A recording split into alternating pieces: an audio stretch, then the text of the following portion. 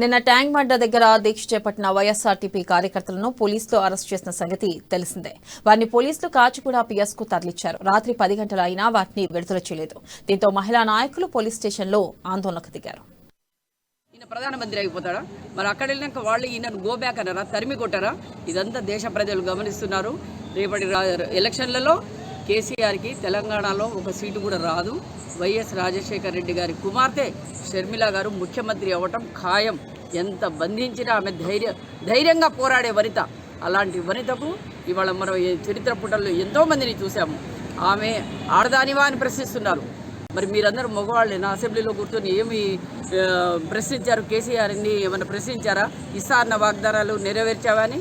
ఆమె ఒక ఆది పరాశక్తి. ఆమెలో ఈరోజు మనము ఒక ఝాన్సీ రాణి రుద్రమ్మదేవిని చూస్తున్నాం. మనం అంతటి గొప్ప ధీర వనిత రాజశేఖర రెడ్డి గారి కూతురు వైఎస్ షర్మిల గారు.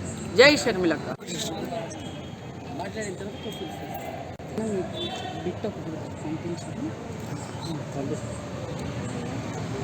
తెలంగాణ పార్టీ అధినేత్రి వైఎస్ షర్మిల గారు 3500 కిలోమీటర్ల పాదయాత్ర శాంతియుతంగా చేస్తూ ప్రజల యొక్క కష్టాలను